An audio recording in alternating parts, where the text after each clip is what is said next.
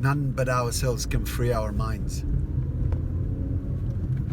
I've been thinking about this morning, noticing how stuck the mind is in its repetitive thinking patterns. And then I ask myself, what do I actually want to think about? Given that I have a mind that I can use to think, and I can think about anything. I can determine to think about anything I want, given that I have this remarkable thinking tool. What do I want to use it to think about?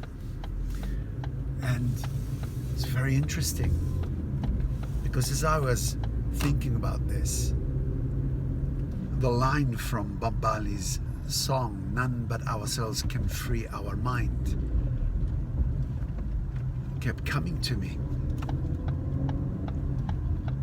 So I'm asking myself, what is it that I want to think about? Is it that I want to think about what I want as opposed to what I have? Is it that I want to think about what I have in order for me to feel grateful for what I have? Is it that I want to think about how things could be or ought to be, or any of those things? What is it that I want to think about? And as I stayed with this, it turned into a meditation of thoughts and a realization that this is in fact what is meant by that line from Bob Marley's song, "None but ourselves can free our minds," because our minds are not free to think or to be used according to their potential, according to their power, according to what they are actually designed for, but are instead stuck in thinking about the same things that everybody seems to think about: survival, success, achievement, and so on and so forth.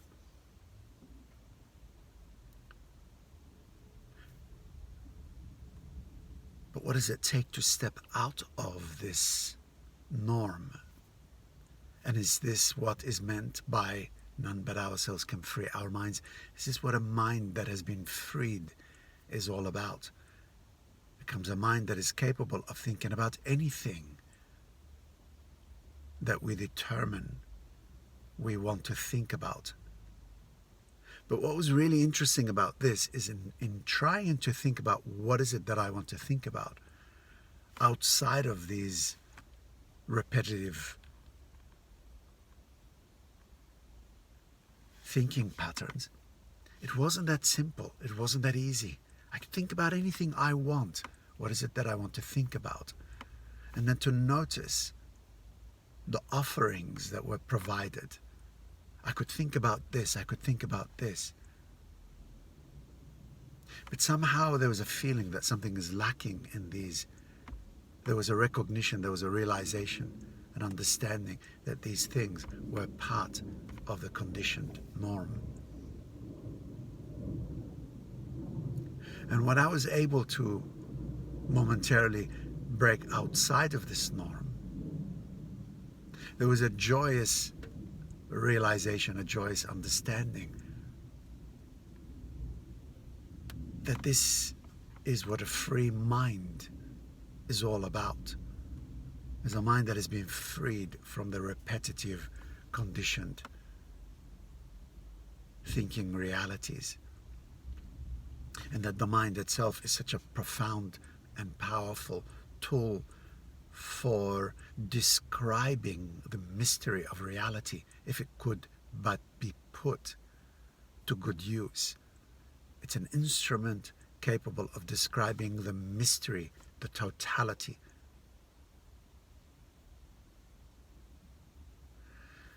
None but ourselves can free our mind. So for me today, it's really going to be all about this, reminding myself of this, and to make the effort to step out of the thinking norm.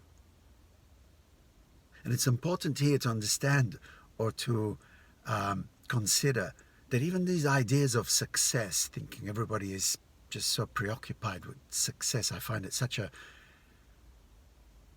bore. Even these ideas are within the norm.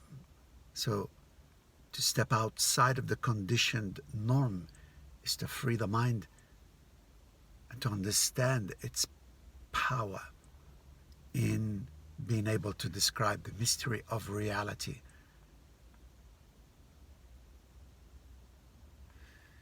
Not sure I was able to describe that exactly as I feel what it feels to me right now, but there it is. Let me know your thoughts. This is Bassam. Take care. Bye-bye.